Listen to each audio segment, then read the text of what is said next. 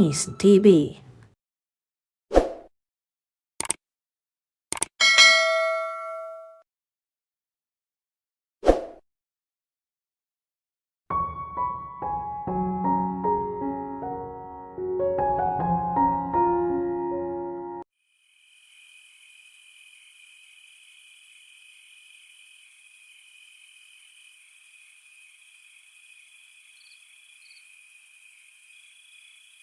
Ang isang binti sa coffee table. Nang hindi siya kaagad sumagot, ay ikinawit nito ang braso sa leeg niya at hinagkan-hagkan ang tenga niya. Sadya mo bang ipinapost mo ng taping para maaga tayo makauwi? Sa kondo nito, ang ibig nitong sabihin. Hindi pa siya nagpo-post po ng taping para lang kay Sarah. Napapikit siya. Itinuon ang konsentrasyon sa ginagawa nito. Gusto niyang maramdaman dito ang igting ng nararamdaman niya kanina sa kanilang dalawa ni Andrea. Gusto niyang burahin sa isip ang mga labi ni Andrea. Ang pag-atubili nitong gumanti ng halik sa kanya na tila inosente. Ang malambot nitong katawan. Ang marahang pag-ungol nito nang damhin niya ang harap nito. Bigla siya nagmulat ng mga mata at inalis ang kamay ni Sarah habang lumilikod ang mga kamay nito sa harapan niya. "Hey," sabi niya. Pagkatapos ay inilipat ang mga mata sa bagay na nasa pagitan ng mga binti niya. Napangiti ito.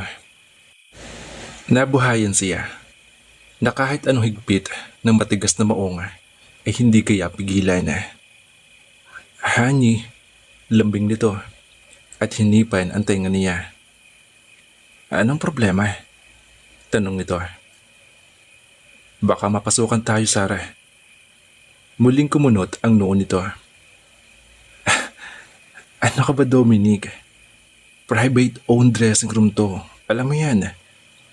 Tumayo ito at inilak ang pinto. "O ayan, natitiyak kong walang basta papasok dito kahit janitor." Humakbang pabalik sa kanya si Sarah at tumalungko sa pagitan ng mga binti niya. Tumingala ito sa kanya habang ang kamay ay dumadama. "It's been almost 3 weeks, Dominic. Kailangan kita." Nakakman itong buksan ng zipper ng pantalon niya at iniwas niya ang mukha ni Sarah. "Please, Sarah. Wala ako sa mood. Pagod ako, puyat pa ako." Paano niya aminin dito nang sanhi ng pagkabuhay niya ay dahil pilit na sumisiksik sa isip niya ang nangyari sa kanila ni Andrea kanina umaga. Matagal siyang tinitigan nito. Pagkatapos ay tumayo at naupo sa tabi niya. "Kilala kita, Dominic. Alam ko may problema ka na naman. At natitiyak kong hindi isa sa mga artista mong problema dahil lahat kanina ay cooperative." "Si Andrea na naman ba?" Nilingon niya ito. Nagsalubong ang mga kilay niya. "Paanong kahit minsan hindi ka nagkakamaling tukuyin si Andrea sa mga problema ko, ha?" Suminghap ito. "Kapag ang staff ang may problema ay nagagalit ka, Dominic. Ipinapakita mo sa lahat ng pagkakamali nila. Pero pagdating dyan sa alaga mo, mas tahimik ka at nag-iisip. Most often than not, you won't even share it with me. Malibang si Andrea mismo maglahad ng problema." "Sarah, nasa townhouse tita kong Sasha," sabi niya. Muling isinandal ang ulo sa sandalan ng sopa. "And Andrea's mother really believe we are married." Nakatitig siya sa kisame nang sabihin niyon. Hindi niya napuna ang pagtalima ng mga mata ni Sarah. Nang lingunin niya ito dahil lumipas ang ilang sandali, hindi ito nagsasalita, ay formal na ito at seryoso ito. "Problemang malaki yan, Dominic. Hindi mo ba sinabi sa kanyang ipagtapat niya sa mother niya ang totoo?" "I did. Pero noon mismong umagang patungo ang stop sa Laguna, ay dumating sa townhouse si Tita Constancia. Then, why didn't you tell her? Kung hindi si Andrea, ay dapat ikaw nagsabi sa kanya. Gustong isipin ni Dominic na may talim sa tinig nito na hindi naman niya masisi. Pero hindi ganun si Sarah. She was always composed kahit na sa anumang sitwasyon. Ni hindi pa niya ito nakikitang nagagalit. Wala akong pagkakataon, Sarah. Nagmamadali ako. Besides, hindi ako dapat magsabi niyon kundi si Andrea.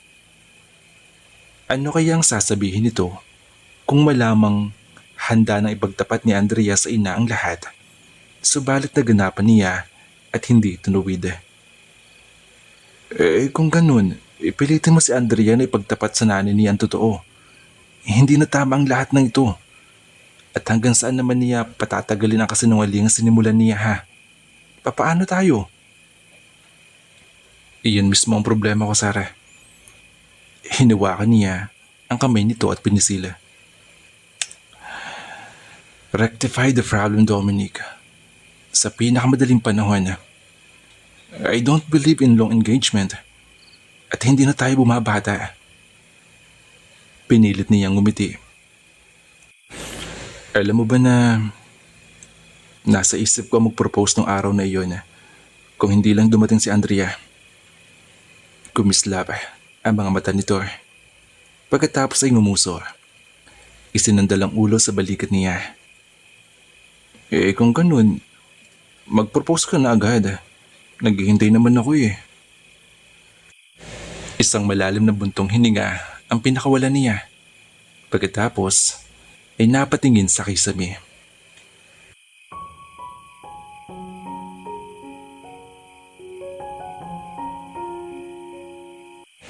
Wow!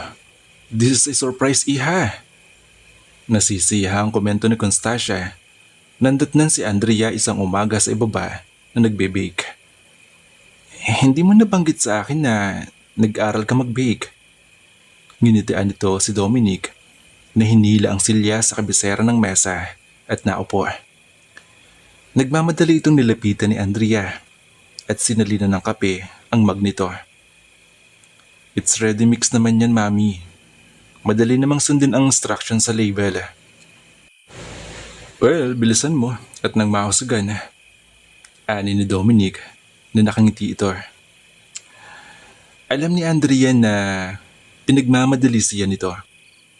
Kailangang nasa studio ito ng 9:00, subalit kailangan nitong kumain ng almusala para hindi makahalata ang mami niya. 10:00 na ito nakauwi kagabi at nakakain na. Mabuti na lang at tulog na ang mami niya dahil kung nagkataon ay sisitahin siya nito kung bakit hindi sa bahay naghapunan si Dominic. Naalala pa niya ang nangyari kagabi. Nasa kwarto na sila nang ihiyag si Dominic sa kama ang isang shopping bag ng isang kilalang mall. Ano yan? Ang tanong niya. Panjamas. Sagot nito. Sinulyapan siya nito. Nakasuot siya ng shorts at t-shirt. Gamitin mo. At sa pagkadismaya niya ay sa couch sa may walk-in closet na higa si Dominic. Gusto pa sana niya itong makausap. Subalit na bumungad siya ay tulog na ito. He looked haggard and tired. At kaninang umaga paggising niya ay nasa banyo na ito at naliligo. Mabilis siyang bumango at bumaba. Hindi na niya hinubad ang panjama niya at tuloy-tuloy sa kusina sa ibaba. Kailangan niyang kumilos bilang asawa nito dahil iyon ang pagkakaalam ng kanyang ina. She offered to bake a blueberry muffin.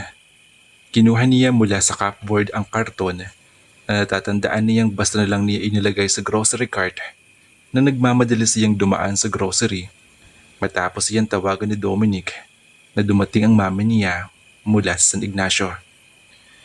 Tinitigan niya ito habang hinihigop ang kape. Hindi pa ito nakapag-shave. He was one of the lucky ones who looked dangerously sexy with stable. Bumaba ang tingin niya sa B ng sport shirt nito na hindi pa nasaysara na 3 botones. Ang ganda ng dibdib nito. May mga balahibo. Tulad din niya ang nasa kamay at braso nito. Pinawi niya kaagad ang mainit na damdaming lumukob sa kanya nang maisip kung ano ang ginagawa ng mga kamay nito noong nakaraang gabi. Naputol ang assessment niya kay Dominic nang marinig ang ting ng oven. Tila ba musiko iyon sa tenga niya. May galak ang ngiting gumuhit sa mga labi niya habang isinusuot ang pot holder at binuksan ang oven. Mula roon ay kinuha niya ang aluminum tray ng mga muffins.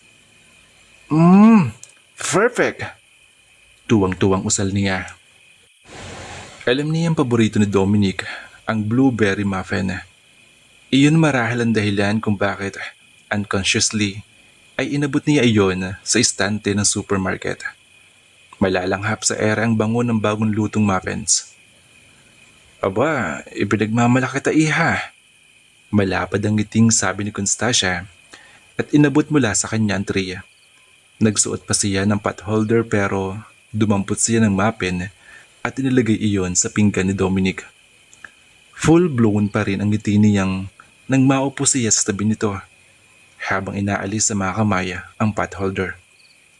Mainit pa yan, baka mapasok ka. Paalala niya. Not bad. Masarap ang amoy. Ani ni Dominic at kinamay ang muffin. Sandaling nilanghap iyon. Pinanood niya ang pagsubo ni Dominic. Kumagat ito. Tila ba slow motion na nagaganap ang lahat sa paningin niya habang unti-unting lumalapat ang mga ngipin nito sa muffin na hawak. Hanggang sa nakarinig siya ng tunog na tila may nag-crack. Napasingap siya. Bakit magka-crack? Pagkatapos ay narinig niya ang mahabang shhh kay Dominic na sapo-sapo ng kamay ang gilid ng mukha. Napatayo ito at kasabay na bumagsak sa mesa ang muffin na gumulong sa mesa at huminto iyon sa mismong harapan ni Constasia na tulad niya ay nagulat din. Malakas ang ungol ang ginawa ni Dominic at tumingin sa kanya. Nakaangat pa ang kamay nito sa era na tila gustong manakmala na napapanood niya sa Discovery Channel. Ano bang ibinagbake mo ha? Semento? Para ako kumagat ng hollow blocks . Huwag ka na maeksaherado, Dominic. Magkasamang hinanakit at panik ang nasa tinig niya. Pinaghirapan niyang i-bake ang muffin dahil paborito iyon ni Dominic. Kapag nasa coffee shop sila, ay iisang in-order nito, blueberry muffin. Umabot siya ng muffin mula sa tray. Ni hindi man lang lumubog ang daliri niya roon. Where did she go wrong? Bakit palpak ang muffin niya? Ako pa nga ngayon eksaherado ha. Ako na nga itong muntik na mapingasan ng pangil. Napasimangot siya. Sorry. Tuluyan na nagmaliw ang kaninang ngiti niya sa mukha. Magaan na sindak niyang ina ay nanatiling nakatitig sa muffin na nasa harapan nito na tila ito sawa at tutuklawin ito. Saan siya nagkamali? Sinundo naman niya ng letra for letra ang instruksyon sa likuran ng karton. Sa lubong ang makilay na inubos si Dominic ang kape nito at pagkatapos ay tumayo. Aalis na ako. Anito. Sinulyapan si Constasia na hanggang sa mga sandaling iyon ay hindi malaman kung anong sasabihin. Mami. Tumaas ang tingin nito sa lalaki. Wala ka man lang papapahalaga sa pagnanais kung mahandaan ka ng paborito mong blueberry muffin. Tapos, sumingot siya. Tapos sinisigawan mo pa ako. Pakaramdam niyang anumang sandali ay maiiyak siya. Nakita niyang umiikot ang mga mata nito nang ibaba nito ang mug sa mesa. Marahil ay iniisip nitong nagdadrama na naman siya. But she was truly offended. Nasaktan siya. Dahil talaga namang pinaghandaan niya ang umagang iyon para dito. At hindi lamang ang lahat ng mga ingredients sa kahon ang sinunod niya kanina sa kanyang pagbibig. She also sprinkled it with love, joy, and happiness. Gayon na lamang ang ligaya niya kanina sa pagbibake habang kumakanta pa siya ng Close to You. So, ako pa pala ngayon ang mga diferensya. Ako pa ang mali. Umabot ito ng isang muffin sa tray at maparsang ipinukpok iyon sa mesa upang ipakitang walang birong kasintigas iyon ng bato. Pagkatapos ay paitsa nitong ibinigay sa kanya ang muffin na gumulong sa mesa. Gumulong? Anong naisip niya habang sinusunod ng tingin ang muffin na patungo sa kanya. Hindi dapat gumugulong ang muffin at lalong hindi dapat na buo pa ito matapos itong ipukpok sa mesa iyon. Totoo namang may ilang malalaking crumbs na nahulog pero nakapagtatakang buo pa rin ang muffin. See? Maaari makapatid ng tao itong muffin mo. Admit it, Andrea. Hindi ka talaga marunong magluto. Agad ang pag-angat ng mukha niya rito. Hindi siya makapaniwala sa kanyang narinig. Ang kaninang nag-aambang mga luha ay nahalinhan ng biglang galit. Dinampot niya ang muffin at ibinuto nito. Hindi inaasahan ni Dominic ang gagawin niya, kaya huli na nang umiwas ito at tinamaan sa gilid ng noo. Andrea! Nanghihilakbot na sigaw ni Constancia. Siya man ay nabigla rin at napasinghap lalo nang sapuhin ni Dominic ang bahaging tinamaan. Kapag kuwan ay nag-angat ng paningin at tinitigan siya. Until this time, I didn't know you have violent streak, sweetheart. Malamig na sabi nito. Pagkatapos ay tumalikod at tuloy-tuloy na lumabas. Nanatili pa rin siya nakatayo roon nang marinig niya yung andar ng makina ng pick-up nito palabas ng garahe. Hindi ko alam kung anong sasabihin ko sa iyo, Andrea. Ani ni Constancia na nagsisermon tinig. Napalingon siya sa ina at nakikita niya sa anyo nito ang pinipigil na galit habang inililigpit ang mga muffins. Nanlulumong hinila niya ang upuan at naupo. Sinalo ng mga palad ng mukha. Hindi ko naman sinasadya yun, Mami. Sabi niya. Gusto niyang itago ang pagsinghot niya.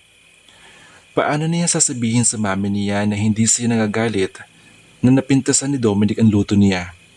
Nasaktan, oo. Pero ang pagsiglap ng galit niya ay dahil naisip niyang sa sinabi ni Dominic ay kinukumpara siya nito kay Sarah na ayon na rin dito ay mahusay magluto. Sinunog mo yung muffin. Hindi lang halata dahil sa kulay ng blueberry. Muli, napailing si Constancia. Kung nakinig ka lang sa akin noon na pag-aralan mo magluto, eh di sana noon ka pa natuto at hindi yung muffin lang ginagawa mo, hindi pa tumama. Worse pa, binato mo po yung husband mo, hindi yung muffin mo. Ang tigas kaya niyan. Sinulya pa nito ang muffin sa mesa at pagkatapos ay umilinga at dinampot iyon. Tumayo siya. Guilt ang makapaloob sa kanyang damdamin. Magkahanda na ako ng pagpasok sa opisina, ma'am. Oh, hindi ka pa kumakain? Pahabol nito. Hindi na niya sinagot iyon at tuloy-tuloy na pumunta siya sa itaas.